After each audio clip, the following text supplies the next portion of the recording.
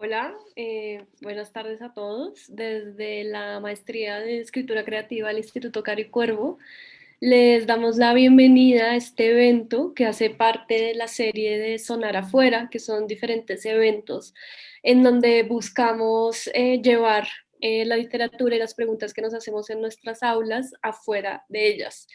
Hoy estamos con la poeta Tania Ganinsky. Vamos a hacer una lectura de poesía comentada. Primero me gustaría presentar a Tania.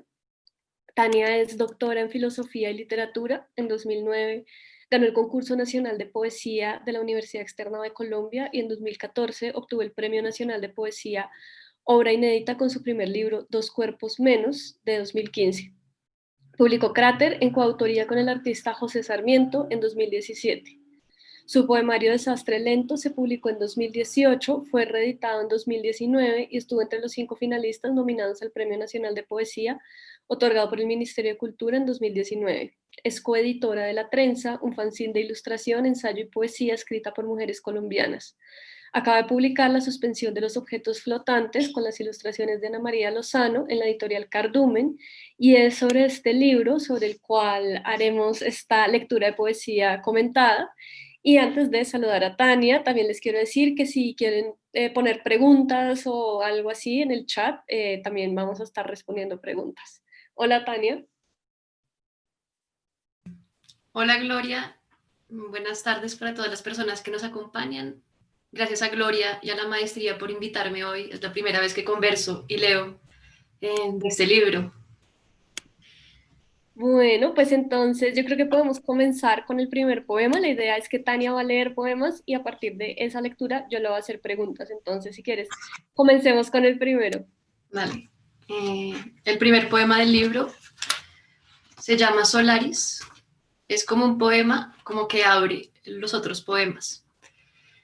Solaris. Además de matar el ángel del hogar, como aconseja Virginia Woolf, una escritora también tiene que ser como el mar pensante de Solaris, que es capaz de simular lugares y fantasmas, de crear cualquier figura o imagen para mantener una órbita estable, contra toda probabilidad, porque está situado entre dos soles, uno rojo y uno azul, aunque atormente a los astronautas con sus daños más profundos, con sus deseos irreparables, y a pesar de quedar marcada con el sino de dos sombras. A mí me parece muy interesante que este sea el libro que le da inicio, el poema que le da inicio al libro, porque me parece que desde los primeros versos introduce un personaje para mí que va a estar como en diferentes poemas, que es el de la escritora, ¿no? También aparece este personaje que a veces promete poemas luminosos. Ella escribe para ver las letras como objetos flotantes. Entonces te quería preguntar un poco por eso, por ese personaje de la escritora y cómo aparece en medio de todo este universo poético que creaste para este libro. Bueno, no lo había pensado como un personaje, pero tienes razón. O sea, sé exactamente de qué poemas hablas. Eh,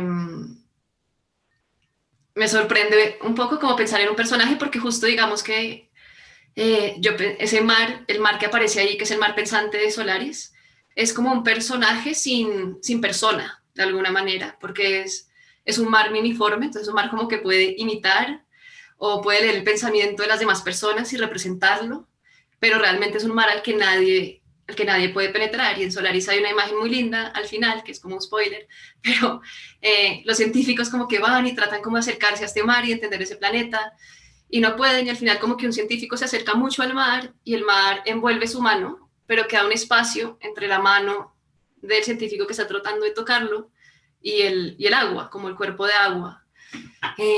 Entonces creo que es lindo como lo dices, como que es un personaje, pero es un personaje también que yo siento que es un personaje muy vacío porque su función es otra, ¿verdad? Como crear, mostrar, eh, sí, hacer aparecer lo flotante, tal vez. Sí, a veces yo también lo veía como una especie de medium o como hechicera que tiene como todos estos objetos flotantes ahí en sus manos. Eso me parece que es muy interesante, pero me gustaría que habláramos un poco más de eso en relación al segundo poema que te voy a pedir que leas, que es el que comienza con no me apresures. Vale. No me apresures. Esto ocurre cuando ocurre.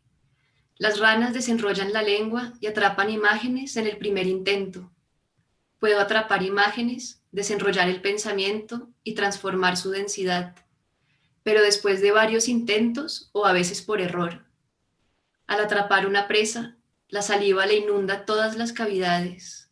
Luego, tiran la lengua hacia atrás y la saliva se transforma en un fluido pegajoso más espeso que la miel.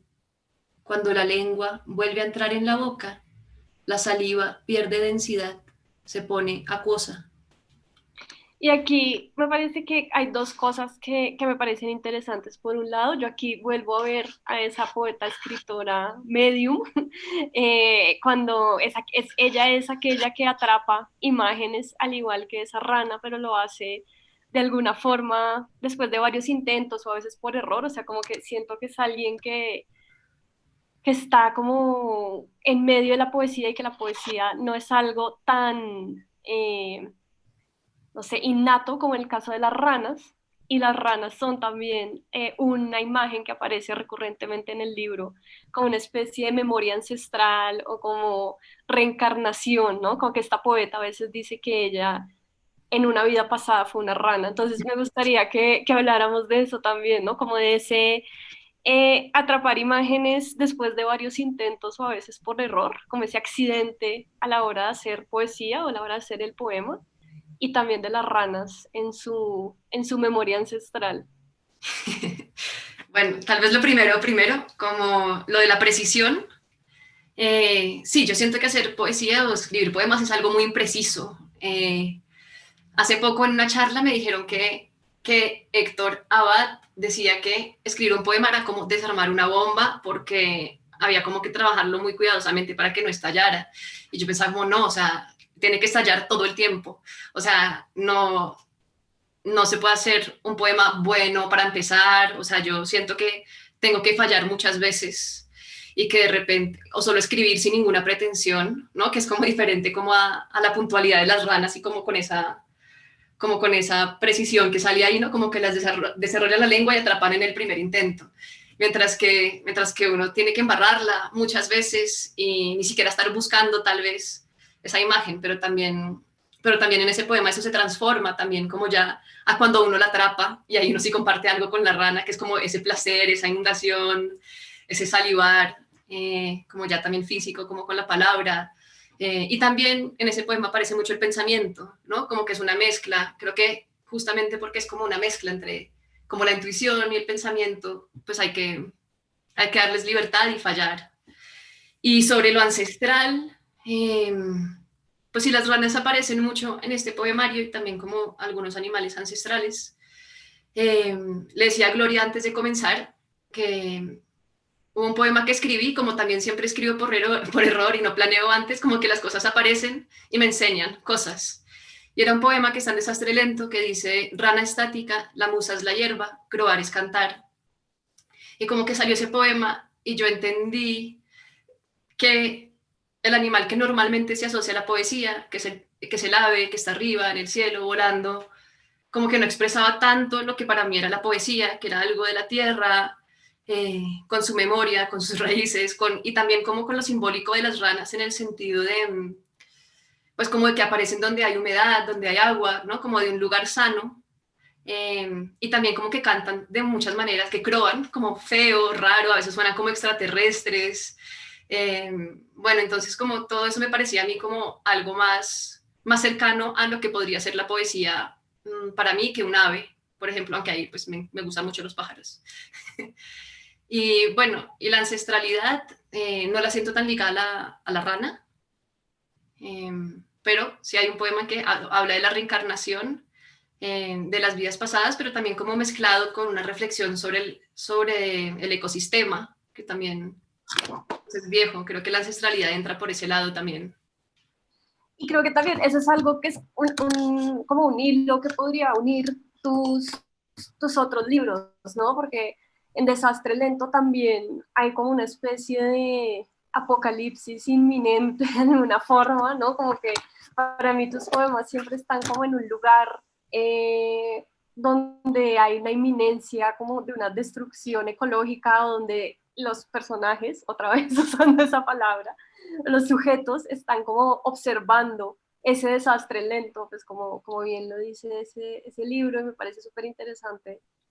Aquí también aparece como un post-apocalipsis, me parecía a mí, ¿no? Como un, un universo donde todo está flotando y todo está como muy callado y como suspendido. Eh, pero pues para que hablemos de eso como un poco más en detalle, me gustaría que leyeras el tercer poema, el de Se ve sola. Se ve sola la península pavimentada en medio del agua, con las bancas vacías, sola y amplia entre dos brazos estrechos y botes angostos, la isla flotante atrapada por la presión del agua a ambos lados. Y es como que esta península va a aparecer y esta isla flotante aparece también a lo largo de todo el poemario, ¿no? Y hay como una noción de aquí y de allá, como un espacio, o sea, me parece que el espacio es muy importante en este poemario, como un espacio donde está el sueño y luego está la vigilia y en algún momento se comunican todas esas cosas que flotan y me gustaría que habláramos un poco más de eso, ¿no? Como de ese espacio, de esa península y de esa isla. Ok, sí, o sea, sí, creo que el espacio es súper importante y de hecho cuando encontré a la ilustradora, que fue por casualidad como en un stand de taller colmillo, vi que era, sí, como espacios vacíos, me interesaba mucho como que no tenía personas, sí, era como muy como inclinada a la arquitectura, como a esos libros de arquitectura vacía. Mm, y con respecto a lo que decías antes, también creo que se conecta como que en ese post-apocalipsis, porque a veces yo siento que sí, que en mis poemas me paro en un lugar que es como si el mundo ya se hubiera acabado. Y miro como, sí, como hacia atrás, sin nostalgia, sino buscando otra cosa. Eh, que es, pues en este libro es como lo que se suspende. Y yo creo que eso también me salva un poco y me da cierta esperanza porque no veo como la devastación así como violenta, sino que en ese como que encuentro cierta ternura o cierta suavidad. Eh, pero no en el sentimiento de cuando estoy como creando, que me siento muy devastada, sino cuando ya se termina, por ejemplo, el libro, o se termina Cráter, o Desastre Lento, o esto, y de repente veo este objeto que está lleno como de amor y como de entrega, eh, y de repente sí, como que se ha creado algo muy lindo a partir como de algo que yo sentía pues árido o vacío.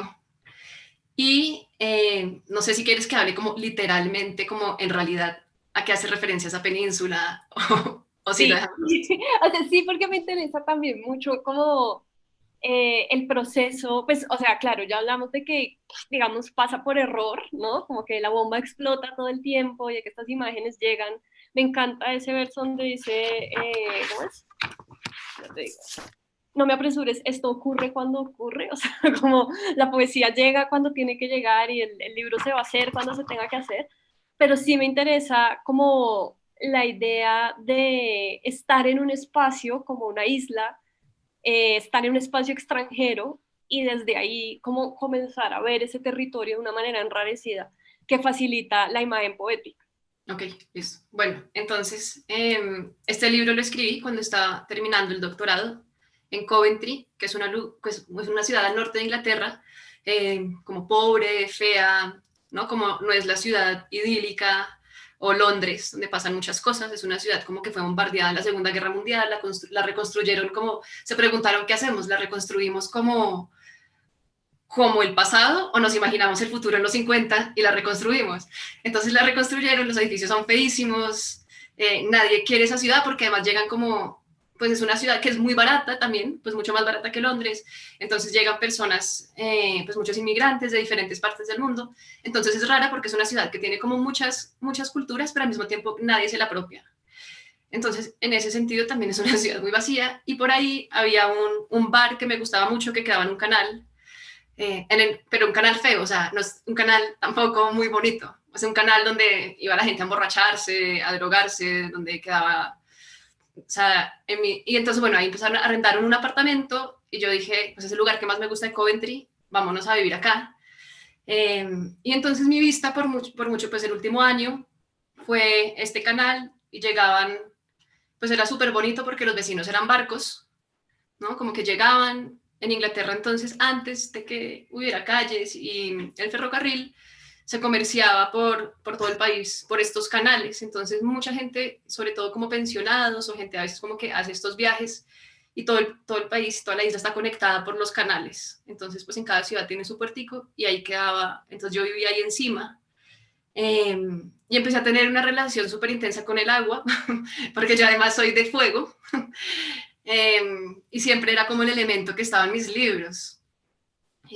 Pero coincidió como que me salió un trabajo en el páramo, que se volvió, que, pues, que era pura agua, y coincidió también en que estaba en el canal, y esta isla que aparece en el libro dibujada, yo le mandé a Ana una foto y la vio, eh, pues sí, era como lo que yo veía y también era mi sensación un poco como de soledad. Y sí, yo como que cuando uno se hace un doctorado uno está como en un paréntesis, ¿no? Porque uno como que se va, yo siempre quise volver, entonces sabía como que era y no era mi vida. Y ya como que uno termina el doctorado y uno está ahí como, bueno, ¿qué hago? ¿Qué hago acá? Y de ahí sale mucho el sentimiento sobre todo de este poema. Y te quería, uno de mis poemas favoritos del libro, que me gustaría que lo leyeras ahora, porque creo que se relaciona también con esto que acabas de contar, como con este canal, que es el de el canal en invierno, es como el canal en otoño. Ah, sí, listo. También, sí, como, imagínense el canal, es como, está el canal, pero al mismo tiempo hay como cámaras de vigilancia, o sea, es raro, es como sí, un poco distópico en ese sentido. El canal en invierno es como el canal en otoño, emana ondas de agua de luz que se proyectan en las paredes de casa y lo transitan seres errantes en botes angostos y coloridos que llevan nombres escritos en los costados, nombres fuera de contexto como chanchito, poéticos como Silver Dew o extravagantes como Sorceress. En este momento hay una mujer viviendo en un bote negro que tiene corazones blancos pintados en los dos extremos del techo. Es un bote anómalo porque no tiene nombre. Ella vive con Cassandra, una bola de cristal que se hundiría si cayera al agua. Pasa horas mirándola, buscando imágenes, tal vez una que al fin le inspire un nombre para el bote. En otoño no hay aves, pero en invierno vienen de visita solo por unos días cisnes y patos. La primera vez llegaron detrás de un bote azul monocromo. Sospecho que adentro venía el rey del canal, siendo pato, ganso, garza o cisne él mismo. O el mismo barco, siendo rey, pato, ganso, garza o cisne transfigurado. Movió el bote como uno controla su propio cuerpo cuando ni siquiera lo controla y se maneja bien. Hizo una maniobra extraordinaria para atracar entre tres botes en la parte más estrecha de la cuenca del canal. Aunque ya se fue, a veces pasan patos y cisnes devotos haciendo el recorrido del monarca. A mí este poema me gusta mucho, pero siento que también a lo largo del libro el canal y los botes del canal también van apareciendo de diferentes maneras y eso me interesa, como pensarlo como si o sea, si fue como algo intencional en el sentido de que cada uno de estos poemas eran como un cuaderno de observación y como que mirabas y a partir de lo que observabas por la ventana aparecía el poema, o si fue, digamos, algo completamente consciente, como de quiero hacer una serie de poemas sobre estos botes y sobre esta gente que vive en estos botes, o sea, cómo fue ese proceso. Okay. No, sí fue lo primero. O sea, yo nunca, como que nunca tengo un plan, como un proyecto. De hecho, ni siquiera este libro fue planeado como voy a hacer un libro de cosas flotantes, hasta que empecé a transcribir el cuaderno de la temporada y vi que casi todo era flotante. Entonces empecé a buscar más poemas flotantes para consolidar el libro. Entonces sí, pues nacen como de la observación, como que de que ese es como mi hábitat por un tiempo. Y, y como te digo, como que siempre venían botes diferentes que me maravillaban y siempre las dinámicas del canal eran distintas y sí, con las estaciones cambiaban, por ejemplo, también, no sé, hay un poema sobre un bote amarillo oxidado que abandonaron ahí y me perturbaba un montón, porque yo decía, como, ¿por qué no se lo llevan? Es re feo, me molesta y eso, entonces como que me fijaba mucho, tomaba miles de fotos, yo creo que la gente que me sigue en Instagram estaba ya cansada de ver todas las historias con los botes y sí, como no fue nunca un plan escribir muchos y creo que la edición con Alejandra también ayudó mucho como a encontrarles eso que tú dices, como bueno, va apareciendo el canal de muy diversas formas, porque yo al principio el libro había puesto como yo sabía hacer libros, que era como de alguna manera buscar como por magnetismo ciertas palabras, ponerlas juntas, ¿no? Como ciertas imágenes, entonces todos los poemas del canal juntos, todos los poemas del personaje escritora juntos, todos los poemas Era de raro, sueño ¿no? juntos. Pero Alejandra llegó como con su gran mano y ojo editorial y pensamiento y dijo como no, hay que mezclarlos y encontramos un ritmo que yo creo que permite también eso, que el canal se vea muy distinto cada vez también por los poemas que están antes, por los poemas que están después. Sí, es que a veces yo lo leía como si fuera como un diario marciano, como de alguien que está como en un lugar como muy desolado, muy post-apocalíptico y como que a veces intenta hablar con alguien y no se puede comunicar y otras veces como que observa lo que está pasando a su alrededor, pero realmente no lo entiende. O sea, es extraño porque es como algo muy astronauta de alguna forma, no sé si también por los objetos flotantes, pero a veces yo lo sentía así como una cosa de antigravedad que me gustaba mucho y hay algo también como con la música y el silencio que aparece en el libro que me parece que es muy interesante y quisiera que leyeras el quinto poema para que habláramos de eso, el que sabes que se trata del silencio. Vale. Me parece muy chévere lo que dices, me emociona un montón. Sabes que se trata del silencio siempre. El silencio como única condición de posibilidad de la suspensión de los objetos flotantes. La mano que te ofrecía un vaso de agua se desplazó del sueño a tu habitación oscura. Cuando abriste los ojos, viste la mano vacía acercarse a ti y ofrecerte el vaso que ya no tenía. Un sueño derramado en la vigilia. Y me parece como muy interesante, por un lado, el sueño, porque hay muchos sueños también, y también a mí uno de los poemas que más me gusta de Desastre Lento es uno sobre contarse los sueños, como un sueño como de soñar con caballos y contarle a alguien, como que siento que los sueños aparecen mucho en tu poesía. Y la otra cosa que me parece interesante es el silencio, que luego aparece más adelante en otro, sobre el silencio como la posibilidad para los objetos flotantes, porque en el agua hay silencio, como sumergirse trae silencio. Entonces, te quiero preguntar por esas dos cosas, por como el lenguaje del sueño, si los sueños también son mudos de alguna forma, pero son suspendidos, y sobre el silencio, cómo aparece ese silencio ahí. Me parece muy difícil explicarte la segunda, entonces voy a empezar por la primera y la segunda de pronto no llegue nunca. Ok. Pero, pero sueño, sí, o sea, los sueños son súper importantes para mí siempre y como esa transposición entre el sueño y la vigilia también y cómo se comunican. Eh, sí, como, por ejemplo, aquí literalmente me pasó eso una vez. Este poema es de hace muchos años, pues la parte sobre todo, la imagen sobre todo del vaso de agua que se desplaza. Eh, y sí, como que yo estaba durmiendo y me estaba soñando con alguien que me ofrecía el vaso de agua y después abrí los ojos en la oscuridad y ahí estaba la mano flotando y fue muy miedoso. Y yo tengo unas pesadillas muy intensas y siento que las imágenes en los sueños son súper vívidas, como en la poesía, como que siento que uno en el poema quiere buscar imágenes como uno las encuentra en los sueños, de alguna forma, con todo lo que uno puede entender de ellas y lo que no, ¿verdad? Como que también me gusta mucho que en los sueños tienen tantos límites y al mismo tiempo tantas aperturas.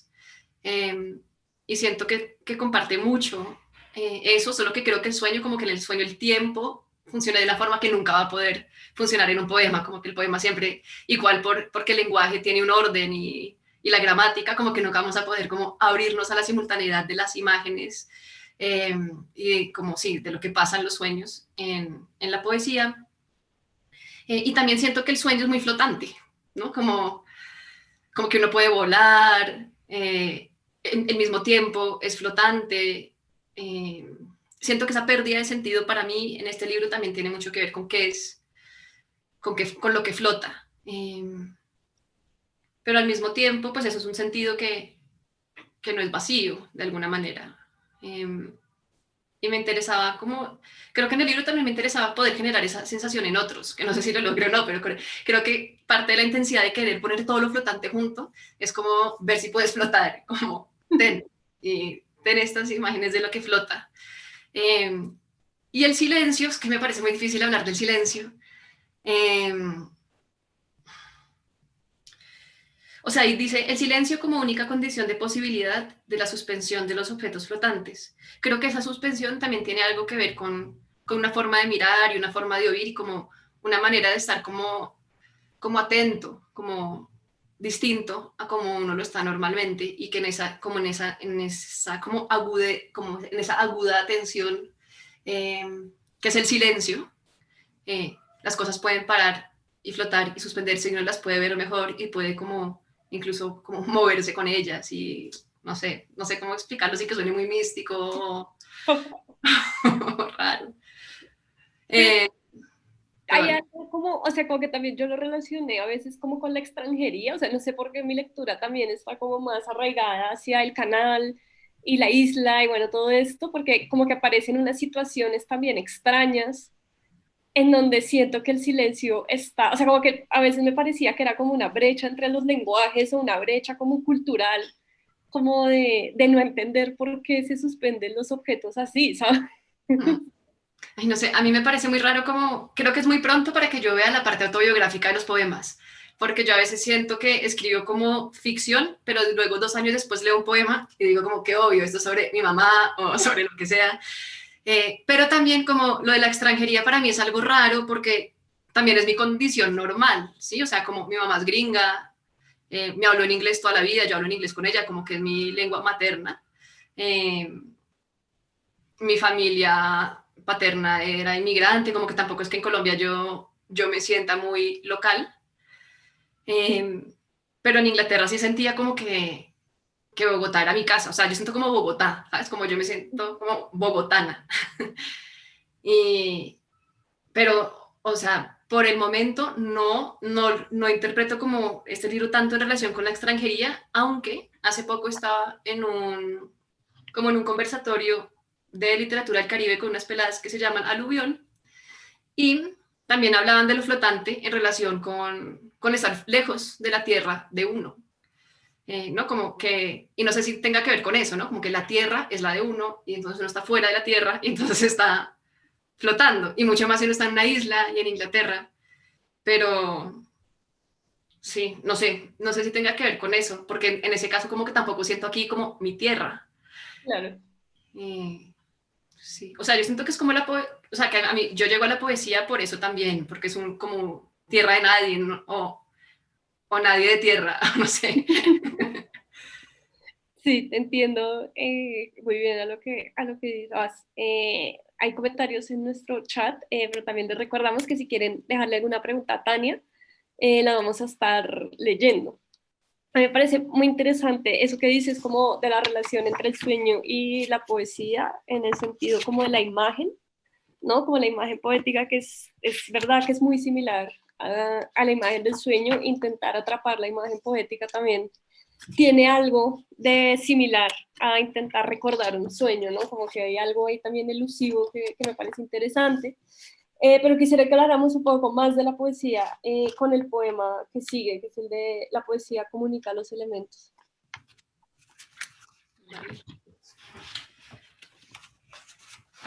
La poesía comunica los elementos. El agua y el fuego se cuentan secretos hasta que no se ocultan nada y se lee en el pensamiento. Mi existencia está siendo determinada por una combinación de elementos en la garganta. Sí, a mí eso, o sea, ese poema me gustó mucho porque también sentí como eso mismo con la poeta, la que escribe poemas luminosos, como que la poesía también era una posibilidad comunicativa, pero también como una especie de medium, o sea, como algo que comunica cosas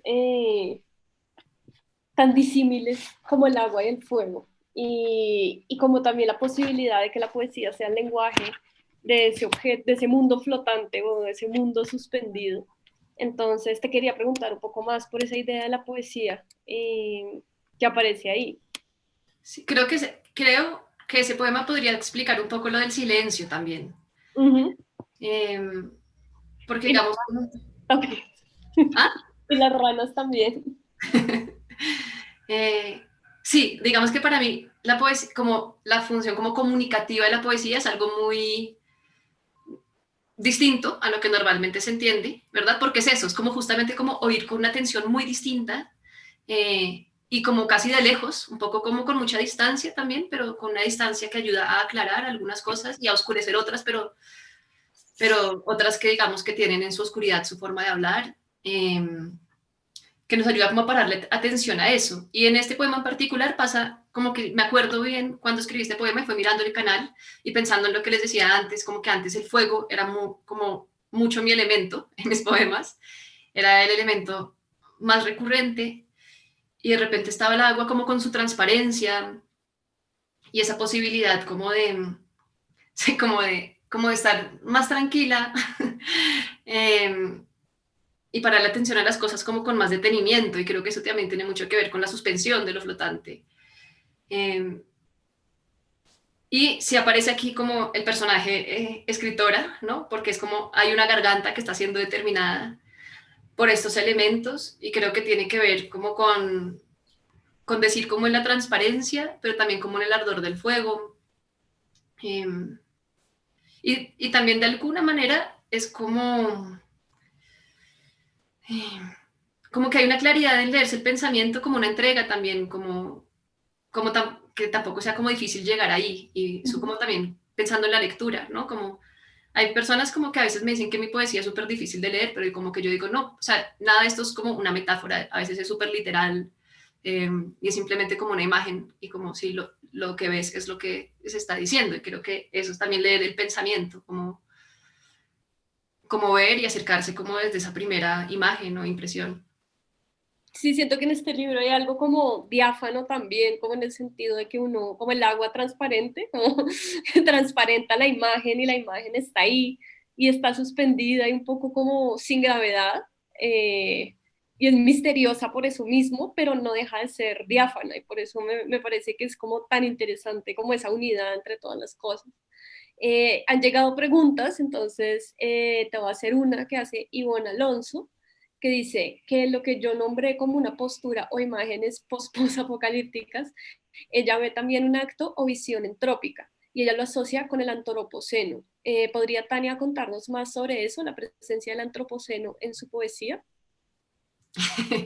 Sí, está bien. Pues como que el antropoceno, según entiendo yo, ¿cierto? Es como simplemente como el nombre para denominar una época en que los seres humanos han como dominado tecnológicamente el mundo y le han hecho daño, ¿cierto? Como desde la época industrial más o menos. Eh, y siento que sí, como desde Desastre Lento, incluso desde Cráter, como que empiezo como pues no sé si a criticarlo, pero como a sentir el daño muy, muy fuerte, a sentir el daño del ecosistema, a sentirme también parte del ecosistema. Y lo trabajo en los poemas, y en la suspensión hay un poema pues directamente como sobre unas ranas que hablan de eso. En Inglaterra también como que hay pues hay muchas ciudades muchas ciudades postindustriales, eh, pero también hay mucha natural. No sé, por ejemplo, en Inglaterra hay una ley que dice que tú puedes cruzar cualquier parte del campo, como que toda propiedad privada tiene que estar abierta, porque los mineros sabían que como que no podían respirar bien, los mineros del norte, y entonces como que se organizaron y pidieron, y como que hicieron revueltas para que hubiera como caminos libres, para que pudieran pasear los fines de semana, los días de descanso. Y es como que esa historia como que, bueno, puede ser como muy tonta, pero a mí me impactó mucho también, como creo que la naturaleza es importante, sí. Creo que replantearnos qué es la naturaleza también es importante, y eso es algo que como que también me cuestiono, porque a veces como que nos sentimos aparte de ella, eh, o a veces sentimos que cosas que no, o sea, creo que en la parte de post-apocalíptico también hay algo como de sentir que la naturaleza también no es tan natural, y eso también me interesa mucho como cuestionar y mirar qué es lo natural, incluso como alguna vez escuché a alguien que comparaba la migración, como tratando de educar a las personas, decía como, bueno, no, la migración es natural, como los pájaros migran naturalmente. Entonces yo pensaba como, no, la migración no es natural, como que tiene que ver mucho con el colonialismo, con el postcolonialismo, como con los rezagos como que ustedes han hecho. Y y en muchos casos la migración y los patrones pues también cambian según el cambio climático y todo eso, ¿no? Eh, pero creo que eso pasa más en desastre lento, que en la suspensión de los objetos flotantes es mucho más como de apariciones, eh, no tanto como una mirada tan crítica como a ese desastre. Bueno, no sé si te contesté. Sí, no, sí, me parece que sería lindo leer el poema, el de En una vida pasada, Croé. Como Listo. que creo que no condensa también mucho lo que estás diciendo. Y el último poema de Desastre Lento es sobre unos caballos que están junto al fuego y dice como los caballos se enrarecen, no sé, como cerca de la hoguera. Ay, no me acuerdo, pero ya les voy a decir, les voy a leer los dos seguidos porque creo que o sea, para mí este poema lo sigue, solo que tú tienes la página, Gloria, no encuentro. Es que como esto no tiene páginas, pero o sea, la página es Ah, la sí, del no tiene página. Ya sé cuál es, o sea, sé cuál es el dibujo, pero como casi al final, 1, 2, 3, 4 al final.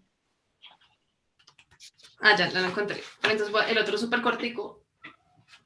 O sea que el último poema, Desastre Lento, es un poco también como sobre la esperanza. Y dice, veo a los caballos enrarecerse alrededor de la hoguera, como si recordaran una vida vieja en la que habrían amado junto al fuego. Y bueno, y entonces va el poema de la suspensión. En una vida pasada, croé junto a un pozo donde dos caballos se acercaron a beber agua contaminada.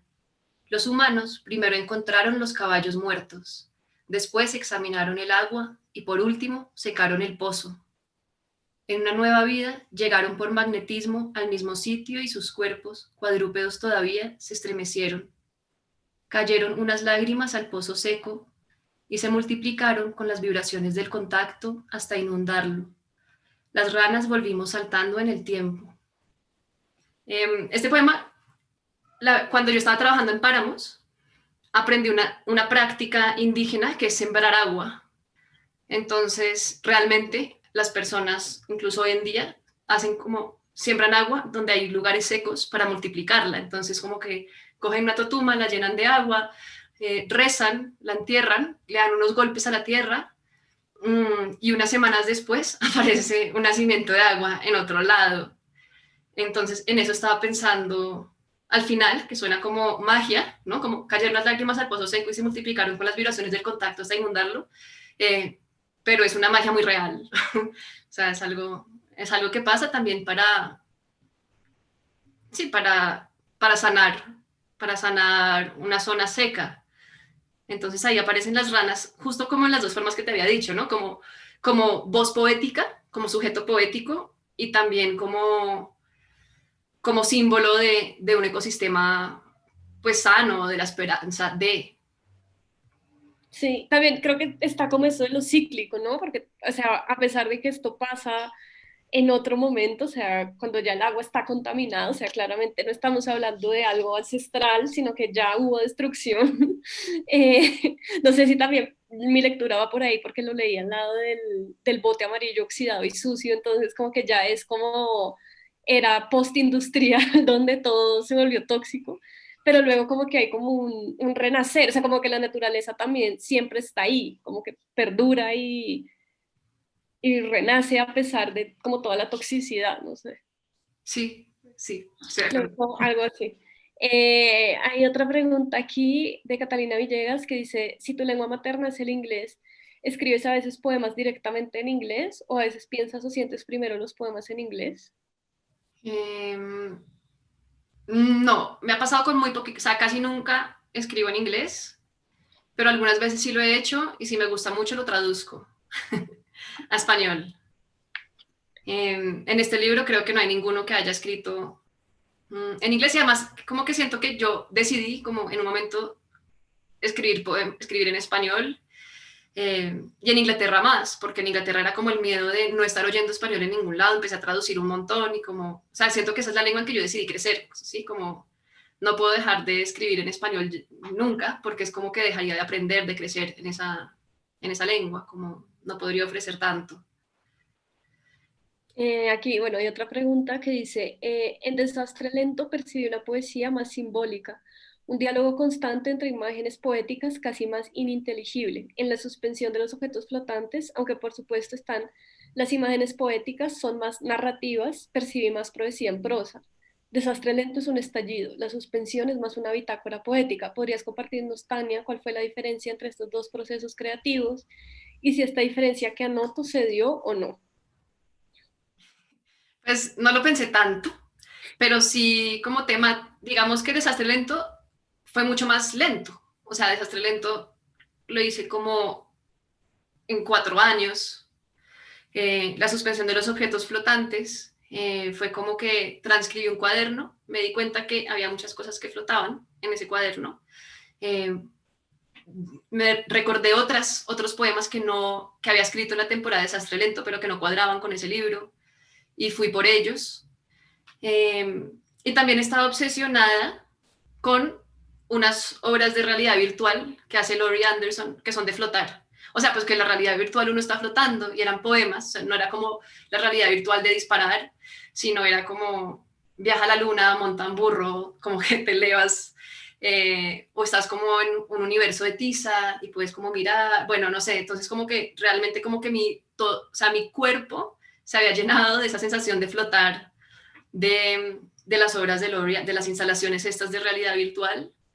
Eh, y el libro tiene como mucha unidad. Desastre Lento está como como les dije al principio que empecé a organizar este libro y que después Alejandra me enseñó como a no hacerlo, que era como estos temas aquí, estos otros aquí, como fue como, bueno, voy a organizar todos estos poemas que tengo estos 4 años y los que no cuadren como con estos temas principales que yo veo, pues los voy a dejar fuera. La suspensión de los objetos flotantes fue para lo flotante, específicamente. Y, y lo flotante tiene como sus propias sensaciones, su propia estética, sus propias reflexiones, y creo que por eso es distinto, muy distinto a Desastre Lento. Creo que tal vez en Desastre Lento, si yo me pusiera a mirar, de pronto podría haber algún poema que viniera acá, no sé. Pero también quería hacer como un libro totalmente nuevo, sin poemas de antes, porque mis últimos 3 libros, como que siempre tengo poemas como que me obsesionan y los quiero como transplantar al siguiente libro. Aquí no, como que quería hacer algo distinto, todo que flotara y lo que flota pues es muy simple, no sé, son como imágenes, eso. A mí me gustaría que leyéramos el poema de Apenas nos conocemos, que creo que también es más una prosa poética y creo que también muestra un poco como el espíritu del libro de alguna forma. Apenas nos conocemos, pero hemos hablado de lo que pasa cuando un perro se come un animalito. Despierta la memoria ancestral y ya no puede parar.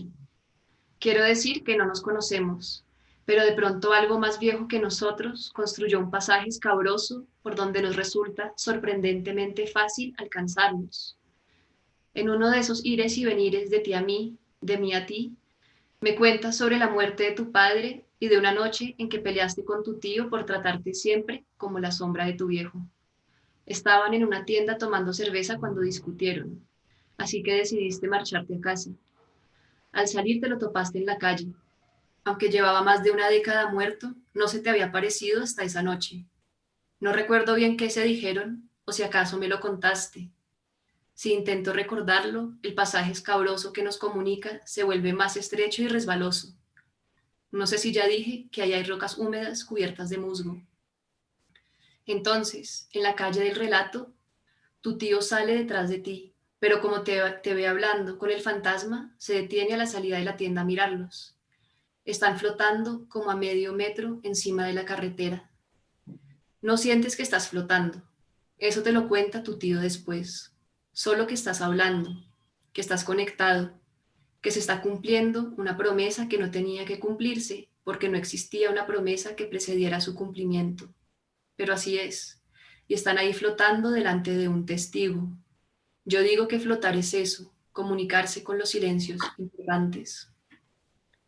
Y creo que también ahí está como eso, ¿no? Como ese, pero tal vez hay algo ahí en ese poema que me gusta mucho, que es también como la condición espectral de aquello que flota, que también es la misma condición como fantasmagórica o espectral de las imágenes en la poesía y en los sueños, como que es algo que está, sí que no se puede asir del todo. Y aquí me gusta mucho eso que pasa como entre el sueño, la realidad virtual también, el recuerdo, la memoria ancestral, no sé, me parece que es como un gran poema sobre la conversación.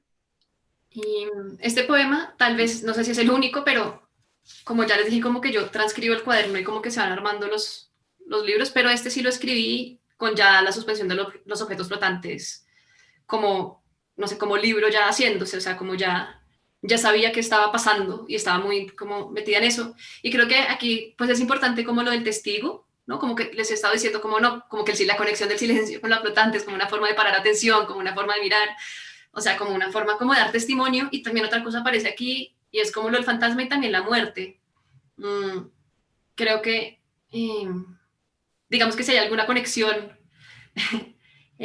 como con un contexto colombiano, como de los muertos, como que siguen flotando, como que muchos muertos en, cuando no hay cuerpos y todo eso, como que también siento que hay algo muy flotante en la muerte, sobre todo pensada desde acá, Ujú, eh, que siento que también está muy conectado con este poema que escribí sobre un amigo campesino que hice cuando estaba trabajando en los páramos, y que dibujaba muchas, o sea, que es artista y dibuja muchas cosas como sobre violencia colonial, y siempre eran como unas conversaciones como súper escabrosas con él, como sobre la condición de los campesinos y como sobre la vergüenza que sienten y la muerte también de su padre fue como tras trabajar en una mina. Entonces, bueno, sí, no sé, acá hay un silencio o un flotar que es un poquito más escabroso también, ujú. eh, pero al mismo tiempo tampoco tanto porque no, porque solo estoy hablando de fantasmas y puede ser cualquier tipo de fantasma, creo, en el Ajá. poema. Aquí hay una pregunta, creo que es la única que me falta por hacer. Dice, Catalina Villegas dice, a mí me parece interesante que si bien el poema no es planeado y surge espontáneamente, accidentalmente incluso, como resulta siendo ficción, ¿no parece a veces que la ficción es algo que uno elabora de forma quizás un poco más intencional? No sé por qué no escribo ficción en prosa, O sea, que pero siento que no, o sea, que la poesía y la ficción están en dos lugares diferentes, que yo también creo que tiene que ver, pues no sé, como con algo que mencionaste al principio, del lugar del pensamiento, o sea, como dónde está el lugar del pensamiento en tu poesía, ¿no? También tú eres doctora en filosofía, o sea, siento que el pensamiento es como algo constitutivo en tu vida. ¿Y cómo relacionas eso, como el pensamiento y la poesía y la ficción y la poesía? bueno, eh, creo que, digamos, el pensamiento entra en mi escritura, no, ni siquiera el pensamiento, tal vez eh, como algo más, como un proceso más racional en la reescritura, porque yo como que nunca pienso de qué voy a escribir un poema, sino como que empiezo como a mover la mano y como que va saliendo como un verso y después como que otro verso se conecta con ese, pero no lo pienso tanto. Cuando el poema termina, ya lo transcribo, pues ya lo reescribo muchas veces, o sea, 5 veces, 8 veces, y ya después lo dejo, y de pronto a la mañana siguiente a veces ni me acuerdo, o sea, a veces no sé qué escribí, tengo que volver, pero no es que sea escritura automática, porque estoy súper concentrada, pero es como otro tipo de concentración.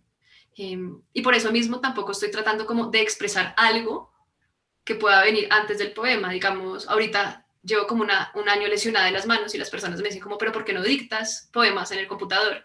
Pero yo siento que el dictado viene como muy, como que tiene que haber algo preconcebido para dictarlo. Entonces, claro, puedo dictar un ensayo, puedo dictar algo así, pero necesito como el errar, como que eso, como que las manos escriban buenos versos y malos versos y de repente se peguen a uno. Y lo del pensamiento, creo que no sé, creo que desde más chiquita hacía unos poemas un poquito más, antes de publicar un libro, como un poquito más activos en el pensamiento con relación a lo que yo trabajaba en la academia. Y fue tanto como por los lectores y también por mí misma, como que decidí que ese no era el camino que yo quería tomar, o sea, que no quería usar los poemas para pensar filosofía, pero sí quería usar la academia para pensar la poesía.